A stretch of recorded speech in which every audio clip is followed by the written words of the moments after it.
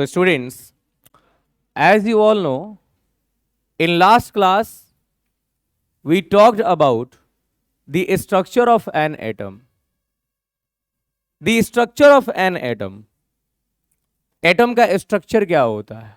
हमने जाना कि एटम कुछ नहीं, एक राउंड फिगर होता है, एक स्फेरिकल बॉल के जैसा रहता है। इसके एकदम बीचों बीच न्यूक्लियस होता है, इसमें प्रोटॉन और न्यूट्रॉन होते हैं और बाहर इसमें इलेक्ट्रॉन्स राउंड कर रहे होते हैं। मतलब इलेक्ट्रॉन, प्रोटॉन और न्यूट्रॉन का डिस्कवरी हमने कर लिया। लेकिन अभी सबसे मेन क्वेश्चन यहां पे बनता है कि आखिर ये कैसे पता चला कि कहां पर है इलेक्ट्रॉन, कहां पर है प्रोटॉन, कहां पर है न्यूट्रॉन? क्योंकि आज तक किसी ने जब एटम को ही नहीं देखा है तो इलेक्ट्रॉन, प्रोटॉन और न्यूट्रॉन को देखने की तो बात ही बहुत दूर है। आज तक किसी ने एटम को भी नहीं देखा है तो इलेक्ट्रॉन, प्रोटॉन और न्यूट्रॉन को तो देखने की बात ही दूर है। तो भैया बिना देखे इलेक्ट्रॉन को, बिना देखे प्रोटॉन को, बिना देखे न्यूट्रॉन को, how can someone guess that electron is outside the nucleus, proton and neutron are inside the nucleus and all these. And even then, आज हम लोग इतने सारे एलिमेंट्स को जानते हैं, इन एलिमेंट्स का सिंबल क्या होता है, नाम कैसे आया, इन सब पे बहुत सारे डिस्कशंस हैं आज के क्लास में। तो आज की क्लास का सबसे फर्स्ट डिस्कशन स्टार्ट होता है सिंबल पे, कि हम लोग सिंबल किसे कहते हैं, हम लोग सिंबल किसे कहते हैं। देखिए, सिंबल का मतलब होता है ना, हिंदी में इसे बोलते हैं प्रतीक।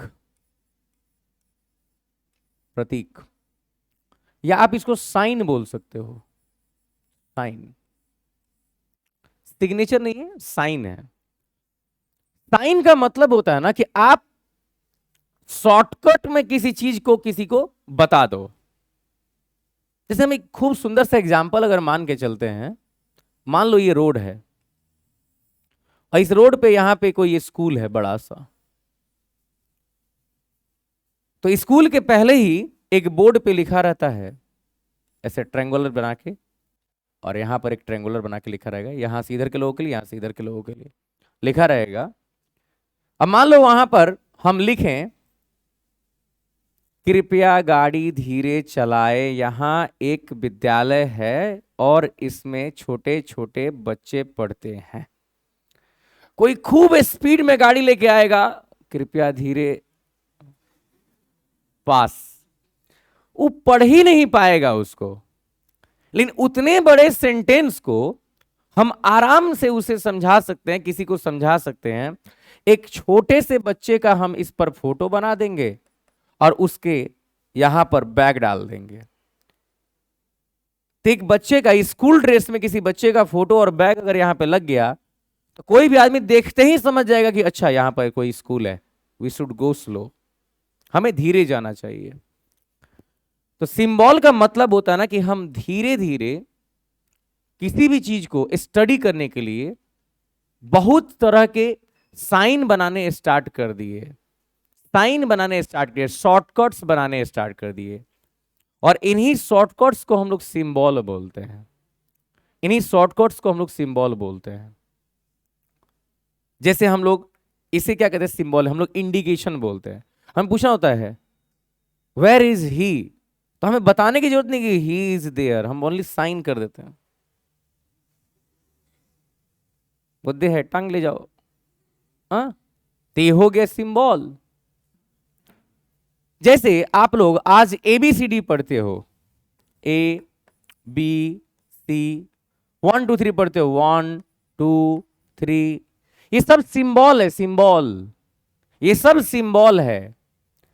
यार पहली बार किसी ने इसको 1 बोल दिया, इसको 2 बोल दिया, इसको 3 बोल दिया। हो सकता है जैसे हिंदी में ही मान के चलो कि हम लोग 5 को ऐसे लिखते हैं इंग्लिश में, लेकिन हिंदी में 5 को ऐसे लिखते हैं, हिंदी में 5 को ऐसे लिखते हैं। तो 5 तो एक है, लेकिन हिंदी में सिंबल अलग है और रोमन में, सॉरी इंग्लिश में सिंबल अलग है, वही रोमन में चले तो 5 ऐसे हो जाएगा।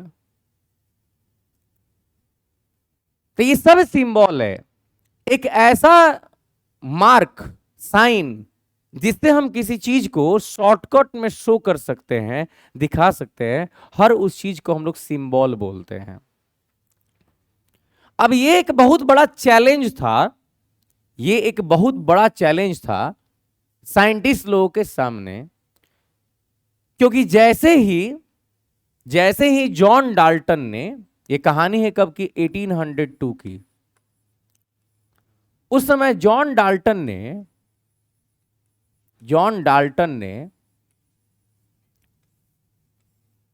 एटम के बारे में बताया था। आपको पढ़ाए थे हम एटॉमिक थ्योरी। जॉन डाल्टन ने अपना एटॉमिक थ्योरी दिया था, एटम के बारे में बताया था, डाल्टन्स एटॉमिक थ्योरी। तो कहानी यह है कि जॉन डाल्टन ने जब एटम के बारे में बताया था ना, तो जैसे मान लो अगर हम कहते हैं जॉन डाल्टन ने यह भी कहा था उस एटॉमिक थ्योरी में कि दो चीजें आपस में मिलकर तीसरी चीज का फॉर्मेशन कर सकती है, तो मान लो हम एक छोटा सा रिएक्शन यहां पर लिखें, when hydrogen reacts with oxygen, water is formed. When hydrogen reacts with oxygen, water is formed. हम इतना बड़ा सेंटेंस लिखे हैं, हम इतने बड़े सेंटेंस को चाहें तो हम एक बहुत ही छोटे से सेंटेंस में कन्वर्ट कर देंगे, hydrogen plus oxygen arrow water. लेकिन उस समय में सबके दिमाग में एक बात चल रहा था, और जॉन डाल्टन के दिमाग में थोड़ा ज्यादा ये बात चल रहा था कि हम क्यों नहीं ये जो नाम है, नाम हाइड्रोजन, ऑक्सीजन, ये जो एलिमेंट्स हैं, एटम्स हैं, हम क्यों ना इनका कोई सिंबल तैयार करें। तो सबसे पहले आपसे कोई पूछे कि सिंबल किसने बनाया, तो डाल्टन ने बनाया। कि डाल्टन ने एटॉमिक थ्योरी दिया था, तो ये बात सबसे पहले रिस्पॉन्सिबिलिटी डाल्टन को जाती थी कि डाल्टन आपने एटम के बारे में पहली बार बताया है, तो ये रिस्पॉन्सिबिलिटी आपकी है कि डाल्टन आप ही सबसे पहले सिंबल के बारे में बताइए। लेकिन डाल्टन का सिंबल फ्लॉप कर गया, क्योंकि डाल्टन ने जो सिंबल बनाया था ना, जैसे हाइड्रोजन दिखाना था, तो डाल्टन ने ऐसे करके बीच में डॉट दे दिया, बोला कि दिस इज हाइड्रोजन। हाँ अच्छा, ऑक्सीजन कहा दिस इज ऑक्सीजन, बीच में डॉट मत दो तो ऑक्सीजन, बीच में डॉट मत दो तो ऑक्सीजन, अब बीच में डॉट दे दोगे तो हाइड्रोजन।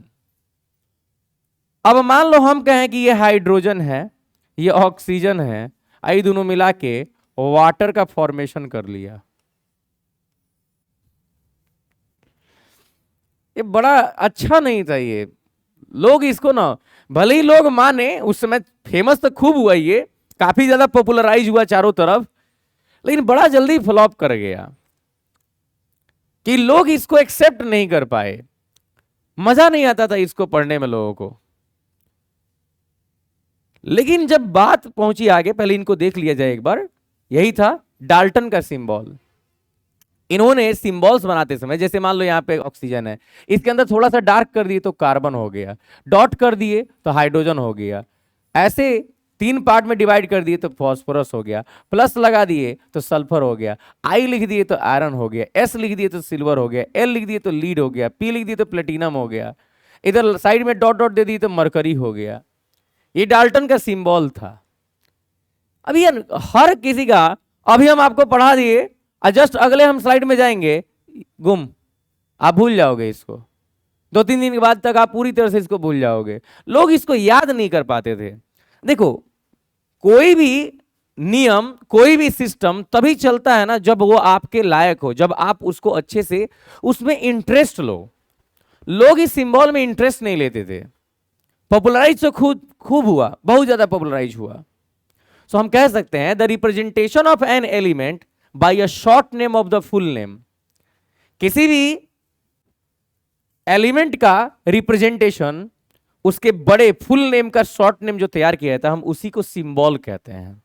इसी को, जैसे नियॉन का एनी, आर्गन का AR, एल्यूमिनियम का AL, ये सब सिंबल है, ये सब सिंबल है, ये सब सिंबल है।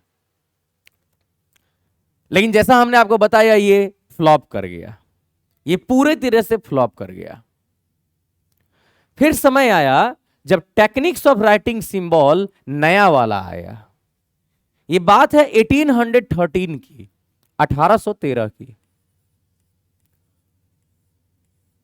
हालांकि 5-6 सालों में ही डाल्टन का सिंबल चारों तरफ फेमस हो चुका था, चारों तरफ लोग जान चुके थे। लेकिन 1813 में एक साइंटिस्ट जिनका नाम था बर्जिलियस, बर्जिलियस, इनके दिमाग में चल रहा था ना, हम कुछ नया करेंगे। इन्होंने सोचा कि जितने भी एलिमेंट्स हैं हमारे पास, जैसे हाइड्रोजन था उस समय में, कार्बन था उस समय में, फास्फोरस था उस समय में, ध्यान से देखते चलिएगा, सल्फर था उस समय में, हम कुछ एग्जांपल्स लिखेंगे, ऑक्सीजन था, नाइट्रोजन था, एक्सेट्रा। जितने भी एलिमेंट्स उनके सामने उस समय में थे, उन्होंने कहा कि क्यों ना हम हर एक एलिमेंट का पहला लेटर लेके सिंबल बना दें। नाइट्रोजन का N, ऑक्सीजन का O, सल्फर का S, फास्फोरस का P, कार्बन का C और हाइड्रोजन का H। क्यों ना हम सबका छोटा छोटा मार्क लेके, छोटा पहला सबका लेटर लेके हम सिंबल क्रिएट कर दें।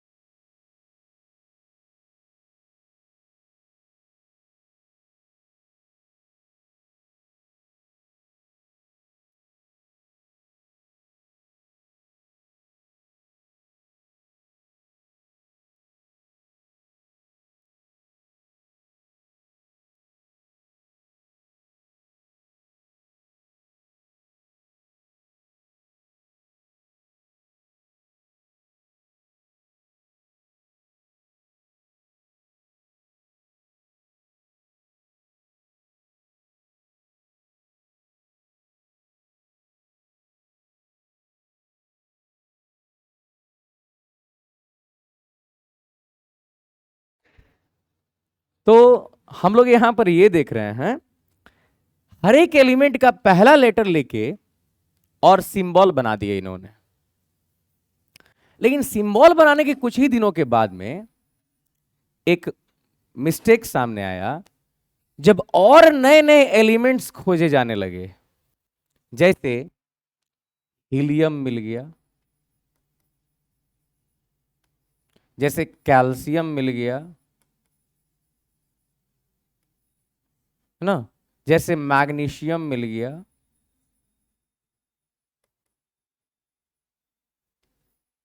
जैसे नियॉन मिल गया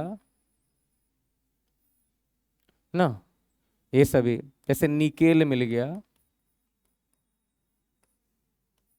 निकेत नहीं, निकेल होता है।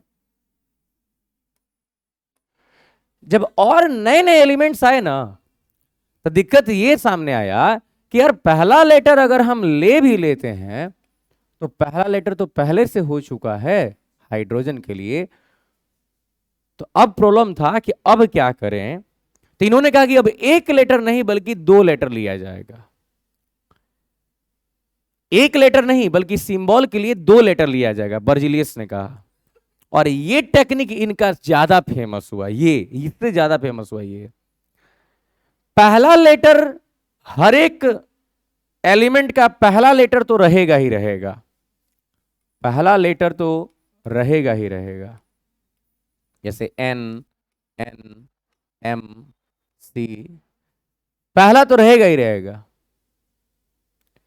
लेकिन दूसरा जो लेटर रहेगा वो वही लेटर रहेगा जिससे उसका पूरा का पूरा नाम बन जाए, उसका पूरा का पूरा नाम बन जाए। जैसे क्लोरीन है, मान लो क्लोरीन है, एक, ये सी हो गया, तो एच और ई ले लेंगे ना तो ही हो जाएगा, ही से हीलियम बन जाएगा, हीलियम, हीलियम।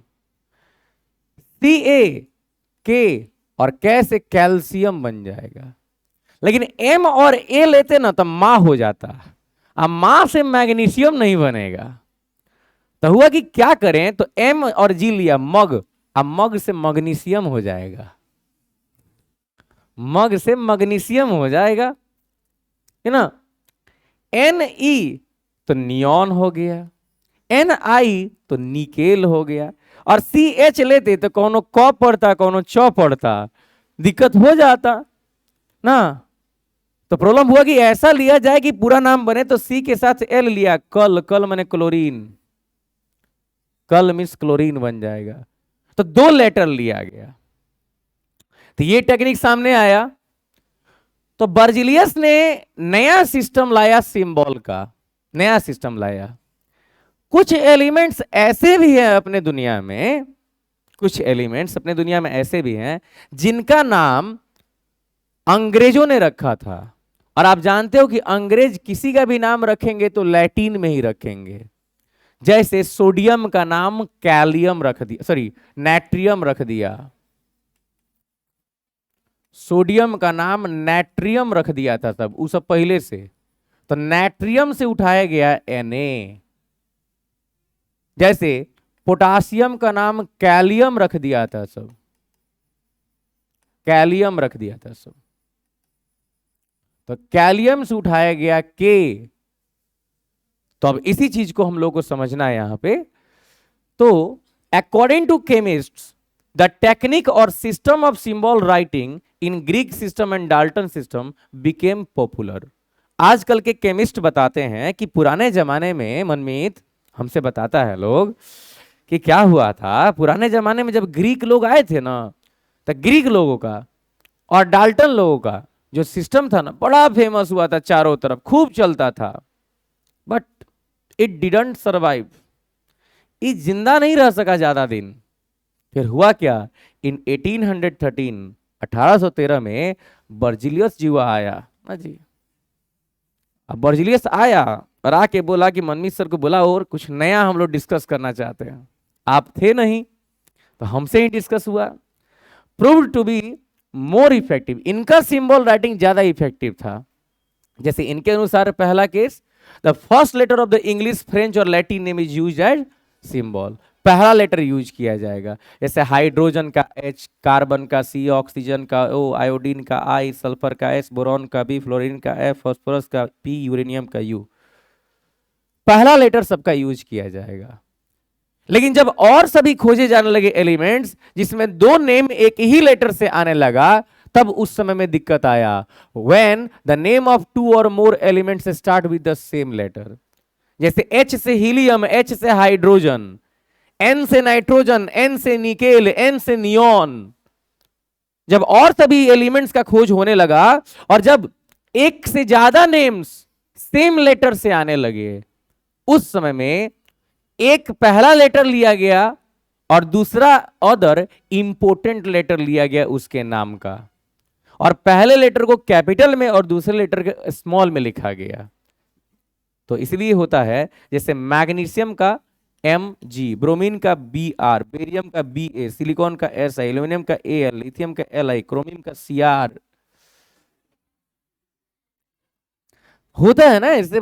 जैसे मान लो हम लिखते हैं CO, तो ये हो गया कोबाल्ट। ये पहला लेटर कैपिटल है और दूसरा लेटर स्मॉल है, ये कोबाल्ट हो गया, कोबाल्ट। आप याद किए होंगे 27 पे ना। लेकिन अगर हम सी और ओ को भी अगर कैपिटल कर देंगे तो ये हो जाएगा कार्बन मोनोऑक्साइड। अगर ओ भी कैपिटल हो गया तो ये हो जाएगा कार्बन मोनोऑक्साइड, पढ़े होगे। और CO2 लिखेंगे तो कार्बन डाइऑक्साइड। इसीलिए किसी भी सिंबल का first letter will be always capital, sorry capital, and the second letter will be always small. किसी भी सिंबल सिस्टम का पहला लेटर हमेशा कैपिटल और दूसरा लेटर हमेशा स्मॉल रखा जाता है, यही सिस्टम है। और फिर लास्ट में आता है इसमें the first letter is written in capital letter and the next is small letter. Last में आता है इनका लैटिन नेम। इतना नाम होता है और इन सबको आपको याद रखना है। इतना ही लैटिन नेम है आपके केमिस्ट्री में और इन सबको आपको याद रखना है। यहां पर जैसे कि मान लो सोडियम का नेट्रियम है, पोटेशियम का कैलियम है, कॉपर का क्यूप्रम है। हर एक लैटिन वर्ड के लास्ट में यूएम होता है, वॉल्फ्रेम को छोड़ के सब में यूएम होता है, इसमें एएम होता है। ये थोड़ा सा अलग वर्ड था थोड़ा सा। तो नेट्रियम हो गया, कैलियम, कॉपर का क्यूप्रम हो गया ना, सिल्वर का अर्जेंटम हो गया, गोल्ड का ओरम हो गया, आयरन का फेरम हो गया, टीन का स्टेनम हो गया, मरकरी का हाइड्रार्जीरम हो गया। हाइड्रार्जीरम होता है, आर जो होता है ना साइलेंट कर दिया था तो हाइड्राजीरम लोग बोलते हैं, तो हाइड्रार्जीरम हो गया। लीड का प्लम्बम हो गया, टंगस्टन का वॉल्फ्रम हो गया। टंगस्टन ये वही है जो आपके बल्ब में लगता है। पुराने जमाने में जो बल्ब आता था ना, फिलामेंट वाला बल्ब, उसी में रहता था ये।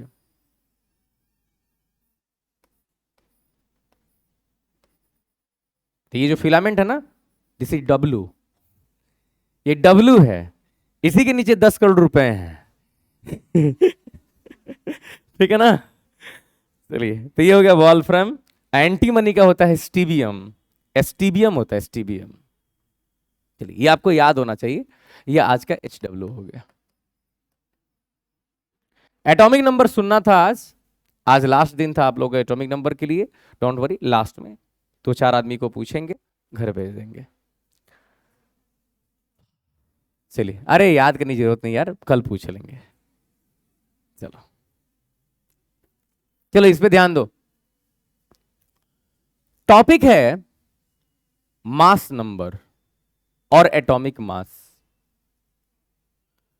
मास नंबर और एटॉमिक मास, जैसा कि आपने अभी अभी जाना, हमने आपको बताया कि कोई भी अगर एटम हो इस दुनिया का, इस एटम के बीचों बीच न्यूक्लियस होता है। बाबू एकदम ध्यान से, नहीं समझ में आए तो यहां पर कहना, कुछ दिक्कत हो तो। कोई भी एटम हो उसके बीचों बीच न्यूक्लियस होता है।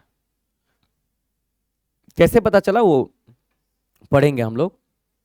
इस न्यूक्लियस में होता है प्रोटॉन और न्यूट्रॉन, इसके बाहर होता है इलेक्ट्रॉन। हम अगर आपसे पूछें कि बताओ यूनिट में इलेक्ट्रॉन का मास कितना होता है, तो आप कहोगे 0। प्रोटॉन का मास कितना होता है तो, और न्यूट्रॉन का मास कितना होता है तो। मतलब अगर आपसे पूछा जाए कि एटॉमिक मास अगर निकालना हो,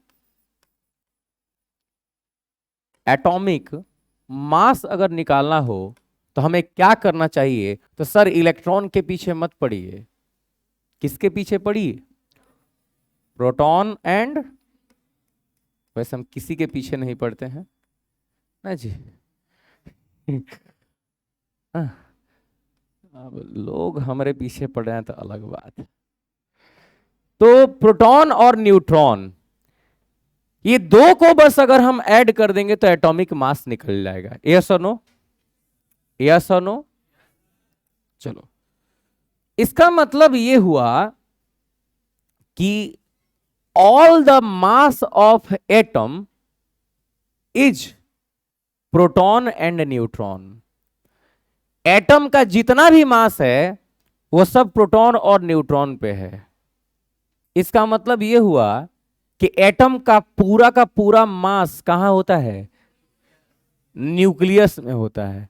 एटम के बाहर कोई मास नहीं होता है, एटम का सारा मास न्यूक्लियस में होता है। इसीलिए कहा गया कि all of atom is nucleus, all of atom is nucleus. तो ऑल, इस ऑल वर्ड से एटॉमिक मास बना ए, पी प्लस एन। यहां ए का फुल फॉर्म एटॉमिक मास नहीं है, ऑल है। ऑल का मतलब होता है कि किसी एटम का सब क्या है, प्रोटॉन और न्यूट्रॉन। किसी एटम का सब कुछ, all the thing is proton and A neutron. चूंकि आप ये देख रहे हो कि इसको एटॉमिक मास बोल रहे हैं, आप चाहो तो इसको मास नंबर भी बोल सकते हो। पता है, प्रोटॉन और न्यूट्रॉन, प्रोटॉन और न्यूट्रॉन, इन दोनों को अगर एक साथ कंबाइन करेंगे ना तो इसका नाम होता है nucleon. Nucleon, proton plus neutron is called nucleon. And this question was asked in examinations many times कि what is the nucleon number of helium. Helium का न्यूक्लियॉन नंबर क्या होता था? न्यूक्लियॉन नंबर मतलब दोनों का जोड़ 4। मतलब आप चाहो तो इसको एटॉमिक मास बोलो, एटॉमिक मास बोलो, आप चाहो तो इसको मास नंबर बोलो, या आप चाहो तो इसको न्यूक्लियॉन नंबर बोलो। ये तीनों वर्ड सेम है। पता है, लोग आपसे वो क्वेश्चन नहीं करेंगे जो सब जानते हैं, लोग आपसे वो क्वेश्चन करेंगे जो शायद कोई जानता होगा। और ये सभी ऐसे कॉन्सेप्ट्स हैं ना जो हर जगह पे नहीं मिलते हैं। तो न्यूक्लियॉन नंबर पूछ देगा और फंस जाओगे। तो एटॉमिक मास को ही हम लोग मास नंबर भी बोलते हैं और न्यूक्लियॉन नंबर भी बोलते हैं। बोलो, याद रहेगा? तो हम लोग ये कह सकते हैं कि एटॉमिक मास क्या होता है? The sum of the number of protons and number of neutrons is called nucleon, sorry, atomic mass. The sum of the protons and neutrons is called atomic mass. The sum of the protons and neutrons is called, याद रहेगा? याद रहेगा? Good. अब देखिए, किसी भी atom का जो एटॉमिक मास होता है उसको लिखने का तरीका क्या होता है। जैसे मान लीजिए हम लिखते हैं यहां पर हीलियम, यहां 2 और यहां 4, तो जो नीचे लिखा जाता है ना ये एटॉमिक नंबर होता है। एटॉमिक नंबर होता है, एटॉमिक नंबर मतलब जितने नंबर पर वो आता है। जैसे हाइड्रोजन 1 नंबर पे आता है, हीलियम 2 नंबर पे आता है, कार्बन 6 पर आता है, ऑक्सीजन 8 पर आता है। तो जितने नंबर पर वो आता है उसे नीचे लिखा जाता है, और जितना उसका मास होता है उसे ऊपर लिखा जाता है। This is called atomic mass. Atomic mass, atomic mass को हमेशा ऊपर लिखा जाता है। एटॉमिक मास को हमेशा ऊपर लिखा जाता है। याद रहे, एटॉमिक नंबर, नंबर चैप्टर आप पढ़े होंगे 9th क्लास में, नंबर चैप्टर। और नंबर चैप्टर में आपको बताए होंगे गुरुजी कि नंबर को मतलब कोई भी नंबर हो, इंटीजर हो, उसको जेड से शो किया जाता है। जेड फॉर जहल, पढ़ाएंगे आगे हम आपको इसे। तो एटॉमिक नंबर को जेड से शो करते हैं। तो अब हम आपसे अगर पूछें, you stand up, what is the atomic number of aluminium? 13। Very good, please sit down. तो इन्होंने कहा कि एल्यूमिनियम का एटॉमिक नंबर 13 है, तो हम क्या लिखेंगे? Al, नीचे 13 के ऊपर दिस इज 13। मतलब एल्यूमिनियम का जेड कितना है? 13 है, जेड 13 है। अब अगर आपसे कोई पूछे कि एल्यूमिनियम में कितने प्रोटॉन्स हैं, तो आप बोलोगे 13, क्योंकि Z is equals to P is equals to E। जितना किसी एलिमेंट का एटॉमिक नंबर होता है उतने ही उसमें प्रोटॉन्स होते हैं और उतने ही उसमें इलेक्ट्रॉन्स होते हैं। प्रोटॉन और इलेक्ट्रॉन तो बराबर होते हैं, हम आपको बताए थे, तभी ना प्लस माइनस एक दूसरे को काटता है। 5 को प्लस 5 को माइनस को काटेगा तभी ना जीरो होगा। तो प्रोटॉन और इलेक्ट्रॉन तो आपस में बराबर होता है। आप प्रोटॉन के नंबर को ही एटॉमिक नंबर बोलते हैं, प्रोटॉन के नंबर को ही एटॉमिक नंबर बोलते हैं। कोई पूछे व्हाट इज एटॉमिक नंबर, तो आप कहना proton number is called atomic number, proton number is called atomic number, proton number को ही एटॉमिक नंबर बोलते हैं। क्लियर? क्लियर? तो ये है atomic mass, A I is equals to P plus N, A is equals to P plus N. तो कहीं भी एटॉमिक मास दिया हुआ होगा मतलब वो 4 है, तो इसमें प्रोटॉन भी है और न्यूट्रॉन भी है, और यहां 2 है तो ये सिर्फ प्रोटॉन है। नीचे वाला सिर्फ प्रोटॉन है और ऊपर वाला प्रोटॉन और न्यूट्रॉन दोनों है। एक बात बताओ, कितने प्रोटॉन्स हैं? 2। तो कितने न्यूट्रॉन्स हैं? 2। कि 4 में से 2 घटा देंगे कितना बचेगा? 2। तो चलिए इस पे कुछ आपसे एक दो आदमी को खड़ा करके कुछ क्वेश्चन कर लेते हैं, क्लियर हो जाए ना। टॉपिक को क्लियर करना ज्यादा जरूरी है हमारे लिए। आराम से हम यहां पे बस लिखेंगे, आपसे पूछेंगे, आप दिमाग में इसको बनाओगे, आप दिमाग में इसको सॉल्व करने की कोशिश करोगे। Clear? Clear? Okay good. You student at the corner please stand up. You please tell me, I am just going to write here, sodium 1123। हम पूछते हैं आपसे कि बताओ यहां पर ए क्या है, एटॉमिक मास कितना है? 23। वेरी गुड, 23 है। हम आपसे पूछे कि बताओ यहां पर जेड क्या है, कितना है? 11 है। तो ये होता है जेड और ये होता है ए। ये तो clear? Clear? Okay please sit down. तो नीचे वाला होता है जेड, ऊपर होता है ए। जेड को आप चाहो तो पी भी बोल सकते हो, मतलब कोई पूछे प्रोटॉन कितना है? 11। इलेक्ट्रॉन कितना है? 11। क्लियर? आज जैसे ही पूछेगा न्यूट्रॉन कितना है तो इसमें से इसको घटा देना। बोलो कितना? क्या कि ये प्रोटॉन है, तो हम जानते हैं कि A is equals to P plus N. तो ए का वैल्यू 23, पी का वैल्यू 11 आप प्लस एन। 11 इधर प्लस में इधर आएगा तो -11 इजकल्स टू एन, तो 12 इजकल्स टू एन। तो number of neutrons is equals to, बोलो समझे हो? समझे हो? गुड। ओके देन कॉपी निकालिए और हम एक क्वेश्चन देते हैं, उसको सॉल्व कीजिए।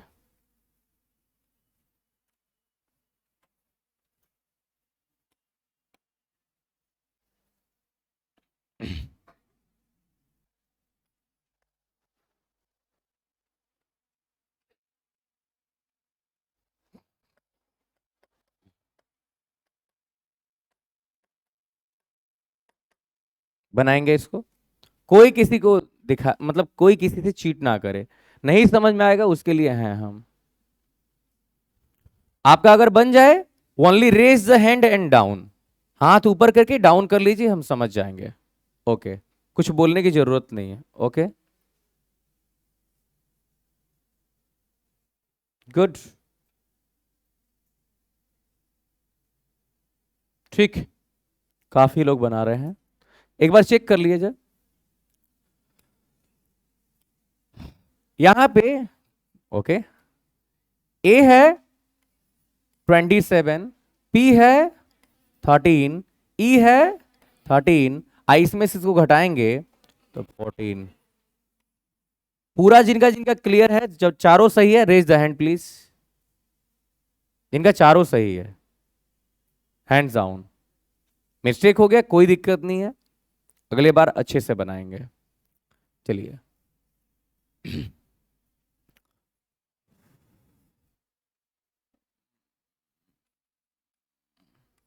आर्गन लिखते हैं, यहाँ 18 है, यहाँ 39 है। ए कितना है, एन कितना है, बता। ए कितना है और एन कितना है? गुड। अरे वाह, इतना फास्ट बनाओगे कैसे सबको देखेंगे हम? Hands down, hands down. ये हो गया 39, ये हो गया 18। यस और नो? बिल्कुल नहीं। 21। किसके साथ सही है? Hands down. बोलो, समझ में आ गया है? कोई डाउट नहीं ना है?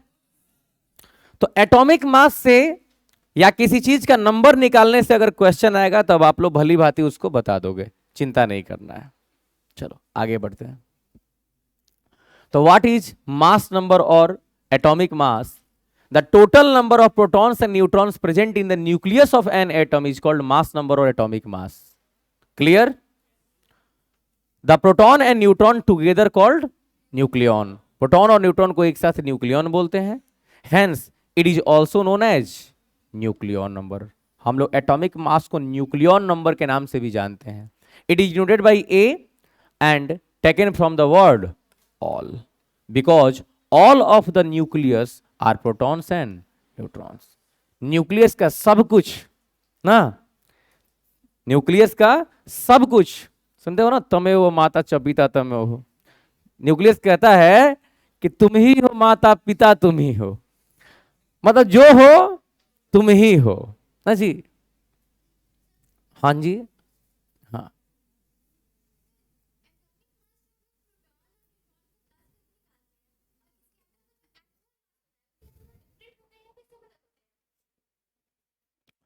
किसी भी एटम का जो एक्चुअल मास होता है, वो एक्चुअल मास को हमेशा हम लोग ग्राम में दिखाते हैं। रियल में अगर किसी एटम का मास दिखाना होगा तो हम किस में दिखाएंगे? ग्राम में दिखाएंगे, ग्राम्स में शो करेंगे। और हम लोग जानते हैं कि हम लोग जो भी लिख रहे हैं वो किस में लिख रहे हैं? यूनिट्स में लिख रहे हैं। क्योंकि अगर हमसे कहा जाए कि भैया आप जो मान लो यहां पर लिखते हो, आप हीलियम लिखते हो 2 और 4, तो 4 का मतलब हो गया 4 यूनिट। इस 4 यूनिट का मतलब हो गया इसमें 4 प्रोटॉन्स के मास के बराबर है। 2 न्यूट्रॉन्स हैं और 2 प्रोटॉन्स हैं। और एक प्रोटॉन का मास जो होता है दैट इज 1.67 × 10⁻⁻27 kg,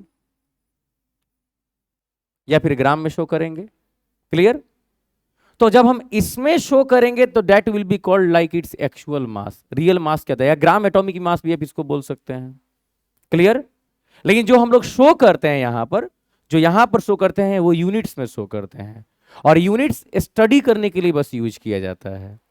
नॉर्मली बोलचाल की भाषा में हम इसका यूज कर लेते हैं, समझ में आया? लेकिन रियल में हम इसको यूज अगर कहा जाए कि हाँ, कोई पूछे कि what is the atomic mass of sodium, तो आप उनसे पूछ सकते हैं which type of mass, atomic mass unit और ग्राम एटॉमिक मास। 9th में पढ़े होंगे, 2 तरह का मास गुरुजी पढ़ाते हैं, atomic mass unit and gram atomic mass. पढ़े थे ना? Question clear? हम लिख सकते हैं mass number is equals to number of protons plus number of electrons neutrons. कुछ भी लिख देता है लोग भाई। तो A is equals to P plus N।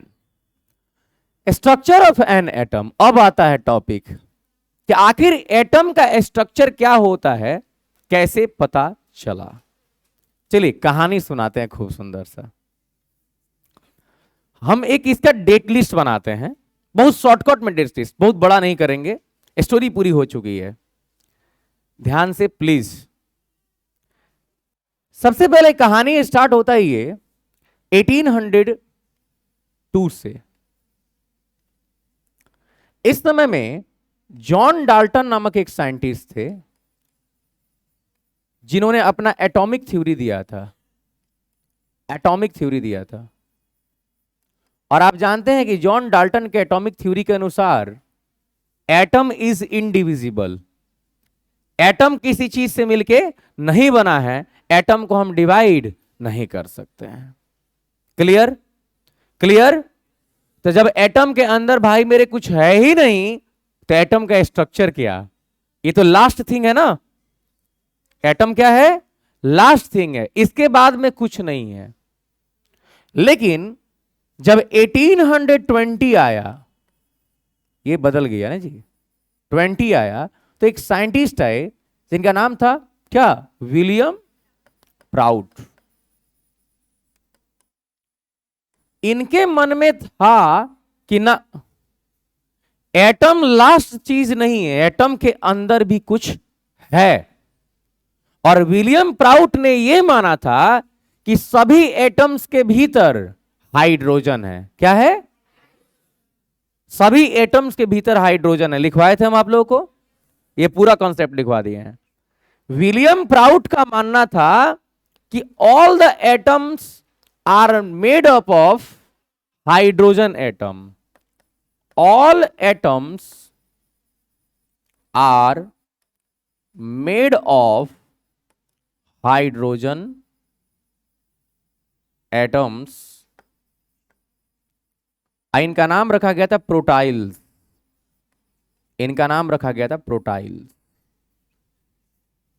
मतलब जो बात कह दिया था जॉन डाल्टन ने कि एटम सबसे छोटा है, इनको विश्वास नहीं था ना, डाल्टन हमको तुम पर विश्वास ना है भाई, तुम जाओ अपने घर, हम देख लेंगे क्या करना है।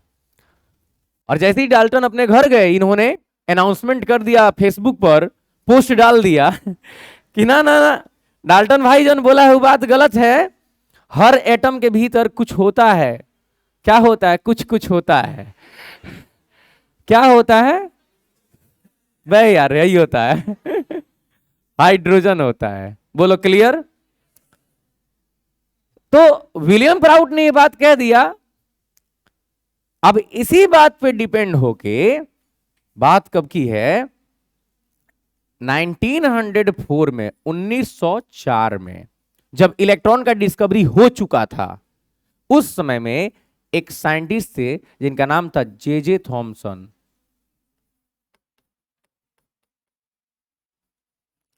जे थॉमसन, दुनिया का खूब बढ़िया तरह से, जे थॉमसन ने इलेक्ट्रॉन का डिस्कवरी किया एटम के भीतर। इन्होंने कहा था एटम के भीतर कुछ नहीं है, लेकिन जे थॉमसन ने कहा कि ना, एटम के भीतर इलेक्ट्रॉन है। इन्होंने कहा एटम के भीतर इलेक्ट्रॉन है। तो लोगों ने पूछा, अच्छा एक बात बताओ, तुम बता रहे हो कि एटम के भीतर इलेक्ट्रॉन है, तो हाँ है ही, कहां है, होगा कहीं, होगा कहीं।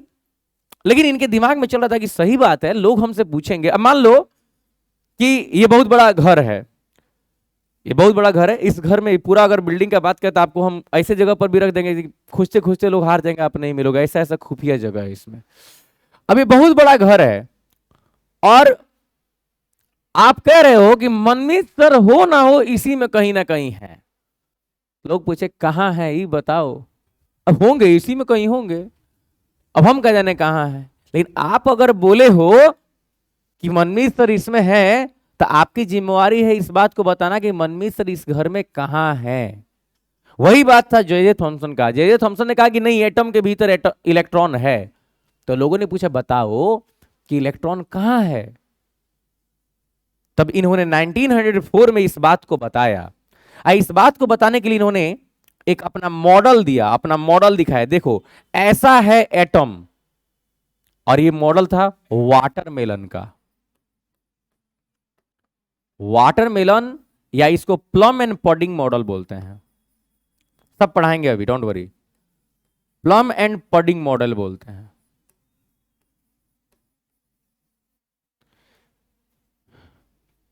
तो जे थॉमसन ने दिखाने के लिए, हम बोले आप पूछो, मतलब मान लो हम कहते कि बताओ हवाई जहाज देखे हो, आप कहोगे नो सर, बोले नहीं देखे हो, तो नो सर।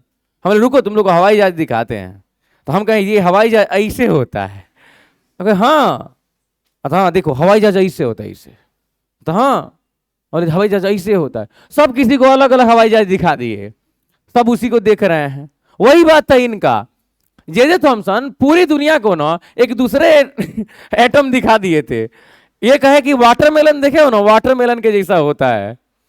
रदरफोर्ड आया तो कहे थॉमसन चुपचाप रहो ना तो मारपीट हो जाएगा, कुछ कह देंगे, समझे ना। बोले क्या हुआ, तो जो तुम कह रहे हो ना गलत है। तो 1911 में रदरफोर्ड आए, रदरफोर्ड आए और रदरफोर्ड ने जे थॉमसन के मॉडल को गलत साबित कर दिया ना, ये गलत है। इन्होंने अपना एक एक्सपेरिमेंट किया जिसको बोलते हैं gold foil experiment, gold foil experiment. जब इन्होंने गोल्ड फॉइल एक्सपेरिमेंट किया ना, तब इन्होंने बताया ना थॉमसन वाला मॉडल गलत था, हमारा मॉडल सही है, हमारा मॉडल सही है।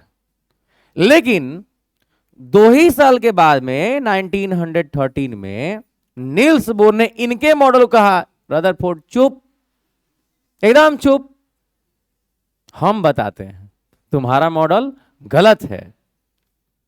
तो बाद में नील्स बोर ने फाइनल स्ट्रक्चर दिया, फाइनल मॉडल प्रस्तुत किया इसका ना, जब इन्होंने इलेक्ट्रॉनिक कॉन्फ़िगरेशन दिया, इलेक्ट्रॉनिक कॉन्फ़िगरेशन दिया। इलेक्ट्रॉनिक कॉन्फ़िगरेशन का मतलब हुआ कि एटम के भीतर इलेक्ट्रॉन्स कैसे कॉन्फ़िगर करते हैं, मतलब अरेंजमेंट है। इलेक्ट्रॉनिक कॉन्फ़िगरेशन मतलब इलेक्ट्रॉन का अरेंजमेंट दिया। फाइनल स्ट्रक्चर, फाइनल स्ट्रक्चर, और यही स्ट्रक्चर आज तक चल रहा है। तो हमें आपको तीनों का तीनों थ्योरी पढ़ाना है। जब ये तीनों थ्योरी पढ़ा देंगे तो आपके दिमाग का सारा डाउट क्लियर हो जाएगा। तो बोलो पहले ये स्टोरी समझ में आ गया।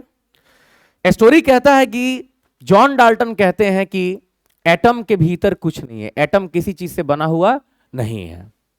लेकिन विलियम प्राउड कहते कि नहीं, एटम के भीतर कुछ है, और विलियम प्राउड ने उसको प्रोटाइल्स मान लिया। क्या मान लिया? प्रोटाइल्स मान लिया। लेकिन जैसे ही इलेक्ट्रॉन का डिस्कवरी हुआ, जे थॉमसन के अंदर इस बात की इच्छा जागृत हुई कि भैया हम जो है सबसे पहले मॉडल प्रस्तुत करें, और इन्होंने अपना वाटरमेलन मॉडल दिया जो गलत हो गया ना, वाटरमेलन मॉडल दिया जो गलत हो गया। फिर आए रदरफोर्ड, इन्होंने गोल्ड फॉइल एक्सपेरिमेंट किया, ये भी गलत हो गया। हालांकि बहुत बड़ा एक्सपेरिमेंट था ये, इससे काफी हेल्प मिला था।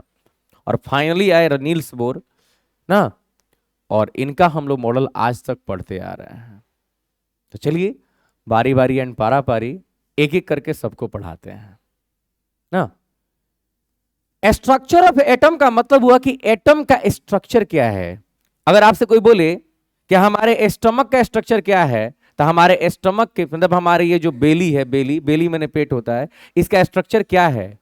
तो इसके अंदर सर यहां पर स्टमक है, यहां पर लीवर है ना, यहां पर पीछे की तरफ किडनी है, यहां पर स्प्लीन है, यहां पर गॉल ब्लैडर है, यहां से नीचे की तरफ एगो यहां पर पैनक्रियाज है।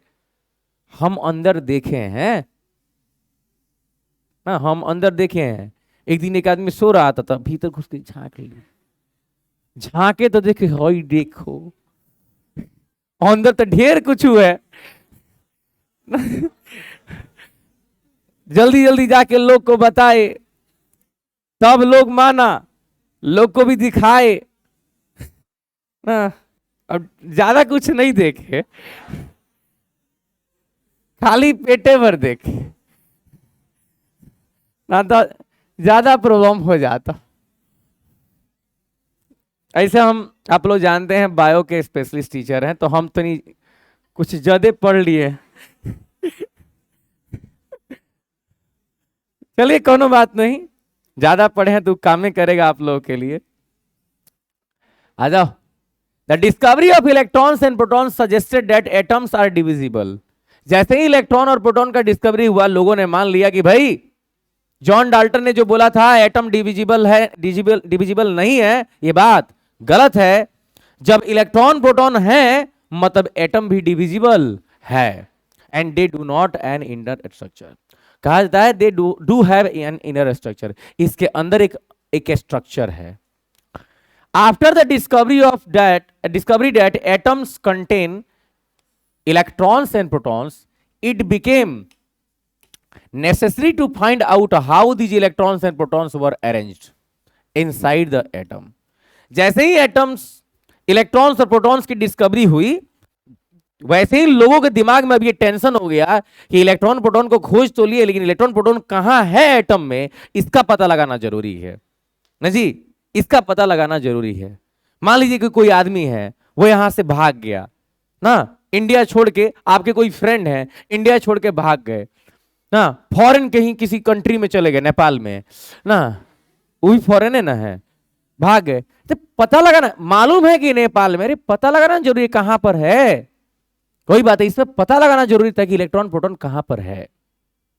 और फिर J Thomson was the first scientist ना to propose a model for the structure of atom. इन्होंने सबसे पहला प्रपोजल रखा कि मैं मानता हूं कि एटम इस तरह दिखता है। किस तरह दिखता है? इस तरह दिखता है, वाटरमेलन के जैसे दिखता है, ठीक है ना। Good. The Thomson's model of an atom. Start करते हैं इसको एकदम आराम से। थॉमसन ने कहा कि भाई कोई भी अगर एटम है तो एटम के अंदर जितना पॉजिटिव चार्ज है उतना ही निगेटिव चार्ज है। लोगों ने पूछा क्यों? तो थॉमसन ने कहा कि एक बात बताओ, अगर पॉजिटिव ज्यादा होता तो ये दूसरी चीजों को, मतलब दूसरे निगेटिव चार्ज को अट्रैक्ट करता, अगर निगेटिव ज्यादा होता तो ये पॉजिटिव चार्ज को अट्रैक्ट करता, लेकिन ये किसी को भी अट्रैक्ट नहीं कर रहा है, ये न्यूट्रल है। क्या है बाबू? न्यूट्रल है। तो हम न्यूट्रल तभी रह सकते हैं जब हमारा पॉजिटिव निगेटिव एक बराबर हो, एक जैसा, मतलब बराबर हो, प्लस माइनस एक बराबर हो। मतलब अगर हमारा अकाउंट बैलेंस 0 होगा ना तो हम न्यूट्रल रहेंगे, चुपचाप रहेंगे, आराम से रहेंगे। लेकिन जैसे हमारे अकाउंट में 5,000 रुपया आ जाए, पता करो तो भीटू में कौन ऑफर चल रहा है यहां मैसेज आया, ऑफर देखना चालू ना। और वही कभी कभी क्या होता है, मंथली मेंटेनेंस करना होता है अकाउंट बैलेंस को, और नहीं हो पाता है तो 500 रुपये फाइन लगा के माइनस में डाल देता है। और जैसे ही माइनस का मैसेज गिरता है एकदम आदमी एकदम शांत हो जाता है, अब कहां से पैसा ला के उसे पूरा किया जाए। लेकिन 0 है तो कोनो टेंशन है ना, आने का टेंशन ना जाने का टेंशन। वही बात है, न्यूट्रल है, ना अट्रैक्ट कर रहा है ना रिपेल कर रहा है, न्यूट्रल है। लोगों ने पूछा अच्छा इसके तहत तुम क्या कहना चाहते हो? तो इन्होंने कहा कि मेरे अनुसार ये पूरा का पूरा पॉजिटिव स्फीयर है। इनके अनुसार ये पूरा का पूरा पॉजिटिव स्फीयर है और इसके अंदर इलेक्ट्रॉन्स इंबेडेड हैं, कहीं कहीं पे इलेक्ट्रॉन्स धंसे हुए हैं, कहीं कहीं पे इलेक्ट्रॉन्स इंबेडेड हैं। इलेक्ट्रॉन्स, प्रोटॉन नाम नहीं है यहां पे, ये प्रोटॉन का भी डिस्कवरी नहीं हुआ था। Electrons are embedded. Embedded means होता है धंसा हुआ, इंबेडेड मीन्स होता है धंसा हुआ ना, इंबेडेड। ऐसे मान लो छठ उठ आता है, अभी छठ का, आज छठ है तो खजूर बनता है, खजूर, खास्ता, पिड़ुकिया। तो खजूर जो बनता है, अब मान लो आपको एक खजूर मिला और उसमें खजूर में अक्सर जो होता है काजू मिल जाता है, वो क्या बोलते हैं, छुहाड़ा मिल जाता है, नारियल मिल जाता है। तो नारियल मिलता है, अब आप देखते हो अंदर इंबेडेड होता है, धंसा हुआ होता है। पहले उसको खाने में बड़ा मजा आता है ना, बाद में खजूर खाएं चाहे नहीं खाएं, वो निकाल के खजूर दूसरा भाई बहन को दे देंगे खजूर खाने के लिए, बाकी वो तो खा जाए। तो इम्बेडेड बोलते हैं उसको, इम्बेडेड। वो क्या माना जाएगा? इम्बेडेड। चीनिया बादाम खाए हो? तो चीनिया बादाम में जो चीनी है वो पॉजिटिव स्फीयर है, आज जो उसमें बादाम इम्बेडेड है, बादाम समझते हो, बादाम धंसा हुआ है, दैट इज इलेक्ट्रॉन्स। बाद में जब प्रोटॉन का डिस्कवरी हुआ तो माना गया कि ये पूरा का पूरा प्रोटॉन है और इसी में इलेक्ट्रॉन्स क्या है, धंसे हुए। क्लियर? ऐसा मॉडल होता है वाटरमेलन का, ऐसा मॉडल होता है वाटरमेलन का, और ऐसा ही मॉडल होता है प्लम एंड पडिंग का, क्रिसमस में बनता है। देखिए, आ जाओ, देखो ऐसा ही उनका कुछ था। ये पूरा पॉजिटिव स्फीयर है और इसके बीच बीच में इलेक्ट्रॉन्स इंबेडेड हैं। अगर आप देखोगे तो सेम टू सेम ऐसा ही दिखता है ये वाटरमेलन। वाटरमेलन जितना ये रेड कलर का थी ना, लाल रंग का, ये पूरा पॉजिटिव चार्ज है, और जितना भी इसमें सीड है, दिस और आर इलेक्ट्रॉन्स। तो इन्होंने वाटरमेलन तो देखा नहीं था, अपने इंडिया के लिए हम मान लिए हैं वाटरमेलन। इन्होंने वाटरमेलन स्ट्रक्चर नहीं दिया था, इन्होंने प्लम एंड पडिंग मॉडल दिया था, प्लम एंड पडिंग मॉडल। ये प्लम एंड पडिंग अक्सर क्रिसमस आता है, क्रिसमस, तो क्रिसमस में क्रिश्चियन लोग बनाते हैं, ये सब बनाते हैं। तो ये पडिंग है, पड है, और इसमें प्लम सीड है, प्लम सीड देख रहे हो बीच बीच में, यहां पर ये सब सीड्स हैं, सीड्स धंसे हुए सीड्स हैं, इसी में सीड्स धंसे हुए रहते हैं। तो प्लम एंड पडिंग मॉडल दिया था क्योंकि ये अंग्रेज से, और अंग्रेज जितने भी लोग होते हैं वो लोग क्रिसमस को खूब अच्छे से मनाते हैं। तो इन्होंने देखा था और यही वाला मॉडल इन्होंने मान लिया था। इन्होंने कहा कि प्लम एंड पडिंग के जैसा होता है ये। क्लियर? तो चलिए इनके स्ट्रक्चर को हम पढ़ लें। ये हो गया पॉजिटिव स्फीयर और ये हो गया इलेक्ट्रॉन। मतलब इन 1904 J Thomson proposed the model of an atom similar to Christmas pudding or similar to watermelon. His model of atom is generally called plum and pudding model of atom. इनके model को plum and pudding model बोलते हैं atom का, इनके model को plum and pudding model बोलते हैं atom का। क्लियर? लेकिन कर बैठे गलती। इनमें मिस्टेक क्या हुआ, पूरी दुनिया जानती है कि इलेक्ट्रॉन एटम से निकल सकता है। तो लोगों ने कहा एक बात बताओ, तुम्हारे अनुसार इलेक्ट्रॉन धंसा हुआ है? तो बोले हाँ। अच्छा एक बात बताओ, चिनिया बादाम जब आप खाए हो उसमें बादाम धंसा हुआ रहता है? क्या आप देखते हो कभी बादाम इधर से निकल के उधर जाता है ना? आप देखे तो बादाम इधर से निकल के उधर घुस गया, कहां गए रे, चलो ना। मान लो आप हो और आपकी बहन या भाई है कोई, पापा मार्केट से चिनिया बादाम लेके आए और बोले कि दोनों का हाफ हाफ कर देते हैं। हाफ हाफ करके अभी रखबे किए तो इधर से सारा बादाम कूद के उधर चला गया, दूसरा भाई के हिस्से में चला गया, हो जाएगा झगड़ा। भाई धंसा हुआ है, कभी अपना प्लेस चेंज करेगा?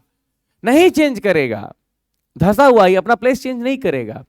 तो लोगों ने कहा कि हम सन कहने से सिर्फ नहीं होता है, तुम बात समझो।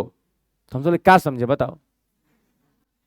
लोग बोले कि देखो तुम्हारे अनुसार, according to you, all the electrons are embedded, means they cannot move here and there. Yes, of course. Then also you know that electrons are able to transfer from one atom to another atom. Then if you say electrons are embedded inside the atom, then how can it be transferred from one atom to another atom?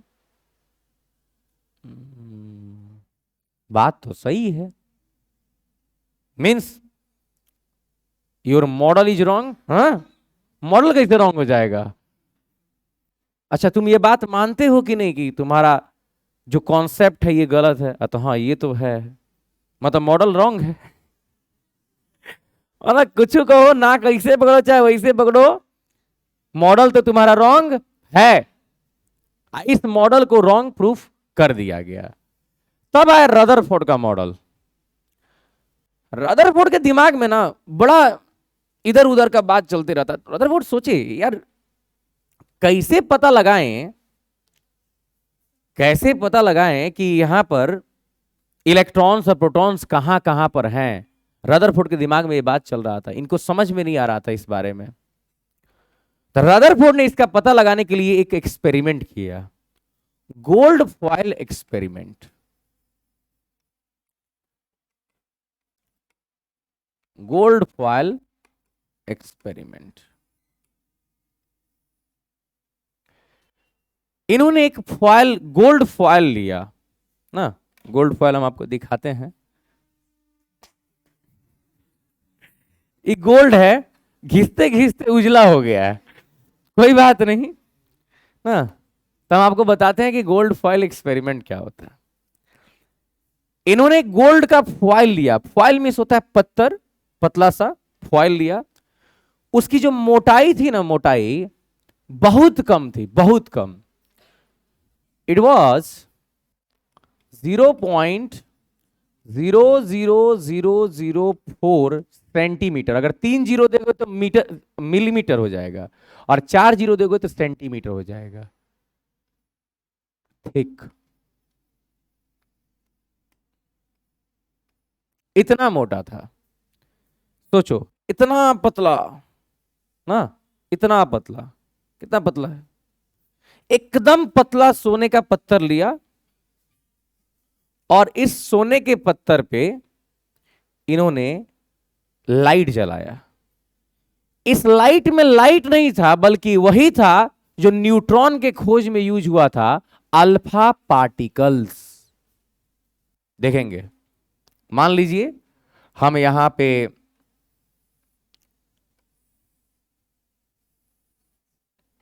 एक सोने का पत्थर ले लिए, और हम यहां से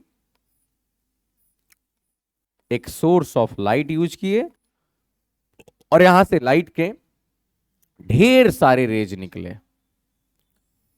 ढेर सारे रेज निकले, ध्यान से एकदम बोलो, ढेर सारे रेज निकले।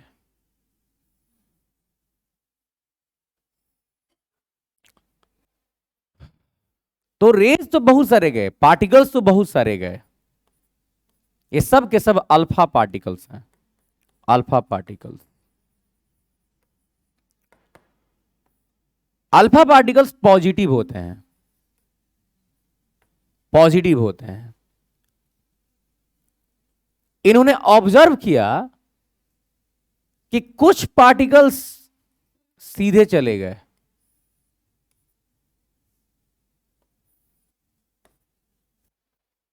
कुछ पार्टिकल्स एकदम सीधे चले गए,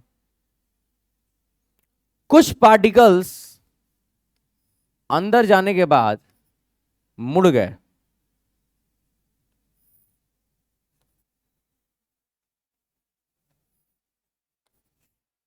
कुछ कुछ एंगल्स पर मुड़ गए, लगभग 150 डिग्री पे, और कुछ पार्टिकल्स टकरा के वापस चले आए, वापस चले आए।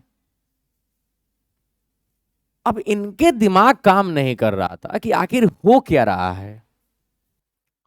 कुछ पार्टिकल्स सीधे चले गए, कुछ पार्टिकल्स मुड़ गए, कुछ पार्टिकल्स टकरा के वापस चले आए।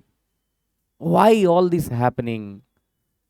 जाना था तो सब चले जाते, आना था तो सब चले जाते, मुड़ना था तो सब मुड़ जाते। अब इनके दिमाग में कुछ ऐसी बात चल रही थी कि आखिर यह क्या कॉज हो सकता है। तो इसका एक इमेजिनेशनरी हम आपके लिए एक सिचुएशन लाते हैं कि मान लो कि हम यहां से आ रहे हैं, यहां से आ रहे हैं, हमारे यहां से हमको ठेस लग गया यहां पर छोटा सा, हमको कुछ दिख रहा ही नहीं है, जाके कर रहे हैं तो ठक ठक लग रहा है, मतलब कुछ दिख नहीं रहा है, लेकिन कुछ ना कुछ वहां पर है। इनके दिमाग में आया कि भले दिख नहीं रहा है, एटम के भीतर कुछ तो ऐसा है। जैसे हम आपको एक और छोटा सा इनका दूसरा एक्सपेरिमेंट बताते हैं कि इन्होंने माना कि ये कोई एटम है। हम जब अल्फा रे डाले थे ना, तो कुछ रेज सीधे चले गए थे, कुछ रेज टकरा के लौट गए थे, और कुछ रेज सॉरी यहां टकरा के लौट गए थे, कुछ रेज मुड़ गए थे। तो भाई आपके देखने में भी लग रहा होगा ना कि एने से सब चला जा रहा है, एने से सब चला, यहां से कोई नहीं जा रहा है।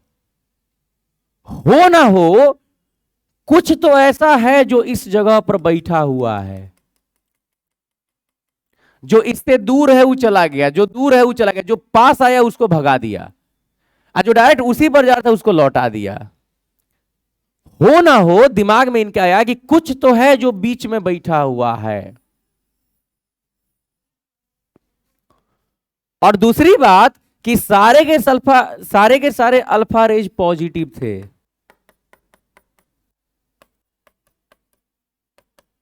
और ये बात बहुत पुराने जमाने से चल रही थी कि same charges repel each other. तब इनके दिमाग में आया कि हम देख रहे हैं कि प्लस चार्ज दे रहे हैं तो ये भगा दे रहा है, तो हो ना हो ये जौन बीच में बैठा है ये कौन सा चार्ज रखा है अपने पास? प्लस चार्ज रखा है। मतलब सारा प्रोटोनवा कहां बैठल है? बीच में। सारा प्रोटोनवा बीच में बैठल है और सारा इलेक्ट्रॉनवा बाहर। कुछ लिख देते हो, सारा इलेक्ट्रॉनवा बाहर बैठल है। देखो आज तक किसी ने देखा थोड़ी है एटम को।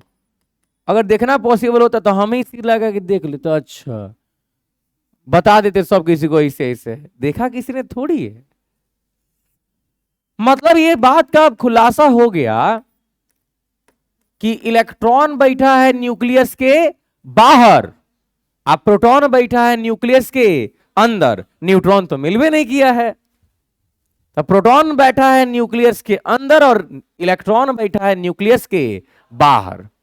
और यही बात था रदरफोर्ड का एक्सपेरिमेंट, ये था कि सारा इलेक्ट्रॉन बाहर है और सारा प्रोटॉन बीच में। अभी न्यूट्रॉन का खोज नहीं हुआ, लेकिन हम तो आपको पूरा स्ट्रक्चर बता सकते हैं कि बीच में प्रोटॉन और न्यूट्रॉन दोनों है। देखिए यही है न्यूक्लियस। तो कुछ अल्फा पार्टिकल्स सीधे चले गए थे, कुछ अल्फा पार्टिकल्स टकरा के लौट गए थे, मुड़ गए थे, और कुछ टकरा के एकदम यू टर्न मान लिए थे। यू टर्न मान लिए थे, भाग रे भाग ना, पकड़ के बड़ा मारेगा ना। तो what is an alpha particle? Alpha particle real में बोलते किसको हैं? देखो आपने नाम सुना होगा हीलियम का। हीलियम नाम सुने ही हो।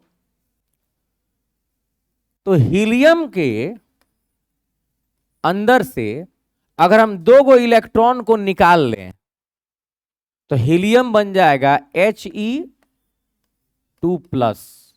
और इसी को हम कहते हैं अल्फा पार्टिकल, पॉजिटिव पार्टिकल। इसे पॉजिटिव बनाना है तो किसी एटम को पॉजिटिव बनाने के लिए उसमें से इलेक्ट्रॉन्स निकालने होते हैं। कोई पूछे आपसे व्हाट इज अल्फा पार्टिकल, तो आप आराम से बोल सकते हो कि दीज आर हीलियम आयंस। क्या बोलते हैं? Helium ions. अगर हीलियम का 2 इलेक्ट्रॉन निकाल दें तो हीलियम पॉजिटिवली चार्ज हो जाएगा, और इसी को हम लोग बोलते हैं अल्फा पार्टिकल्स। बहुत भारी होता है, हेवी होता है, ये हेवी होता है, बहुत हेवी होता है।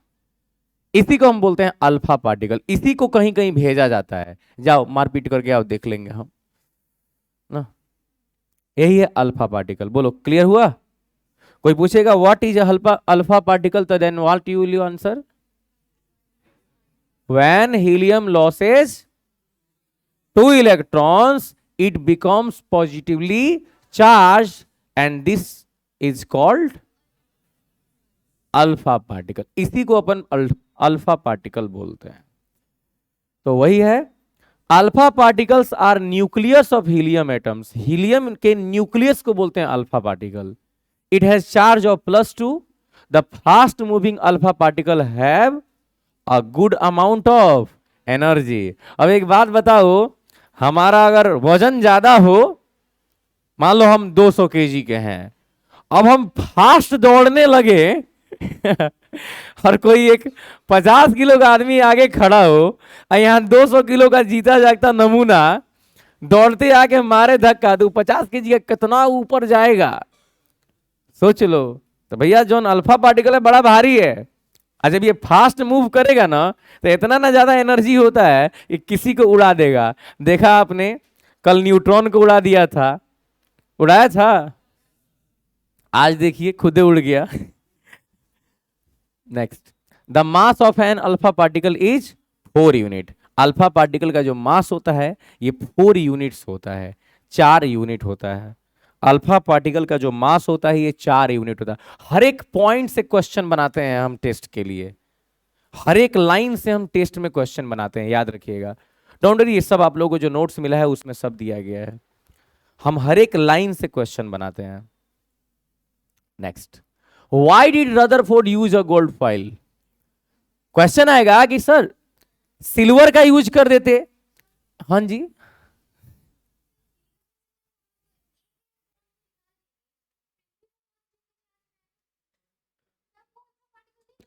तब वो ज्यादा पॉजिटिवली कब होगा? ज्यादा पॉजिटिवली कब होगा? जब दोनों निकाल देंगे, और हमको पॉजिटिव पार्टिकल चाहिए ना। तो अरे भैया एक बात बताइए, हम क्या पूछ रहे हैं? हमको ज्यादा पॉजिटिवली चार्ज पार्टिकल चाहिए, तब ना हम ज्यादा यूज में ला पाएंगे उसको एक्सपेरिमेंट में। थाली तो थोड़ा सा भी साफ हो सकता है, कहा ना बढ़िया से साफ करके खाया जाए। हाँ? बैठ सी बोलिए, हाथ उठाए थे आप? अच्छा, हाँ जी। अच्छा, मारे फटा से रिएक्शन के लिए ना स्टेबल है यार। पढ़ाई करने के लिए अगर हम लोग चाहें तो उसका इलेक्ट्रॉन निकालिए लेंगे एक्सपेरिमेंटली, अपने आप ना रिएक्शन नहीं करेगा, रिएक्शन ना नहीं करेगा। एक्सपेरिमेंट करना तो क्या नहीं उसके साथ छेड़छाड़ किया जाएगा। हाँ, साधु मौलवी पंडित ढेर लोग होता है, लोग ब्रह्मचारी है, लोग शादी ब्याह नहीं करेंगे काहे कि हम स्टेबल हैं, जबरदस्ती नहीं करवा दिया जाएगा। कहिए भैया।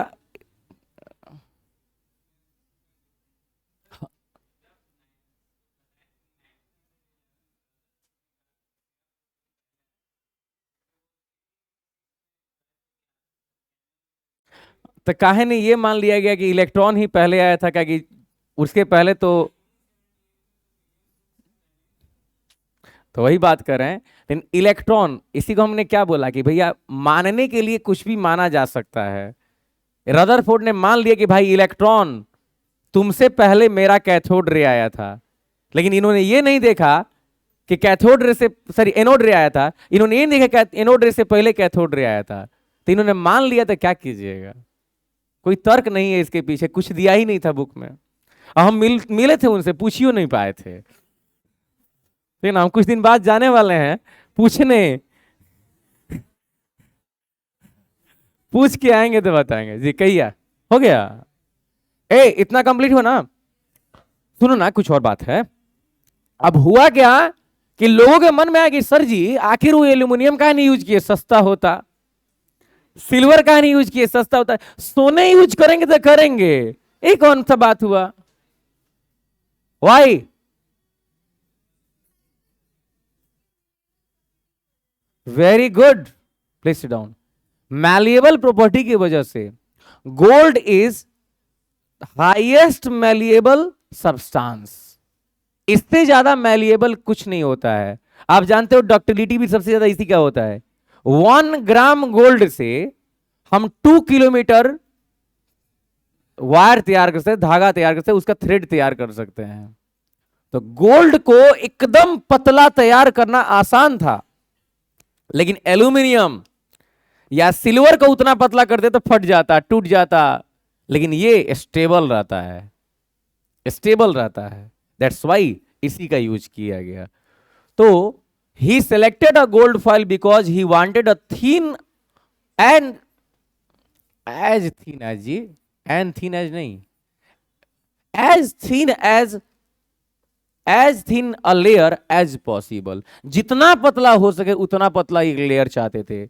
This gold foil was about 1000 atoms thick, लगभग 0.00004 centimetre. Rutherford's model of an atom, अब पढ़ा चुके ही हैं पूरा का पूरा, कल इसको बताएंगे, और कल पूरा अफबाउ प्रिंसिपल एसपीडीएफ पूरा कंप्लीट कर देंगे कल हम। तो कल एब्सेंट नहीं होना है। Thank you for today, see you tomorrow. Hello.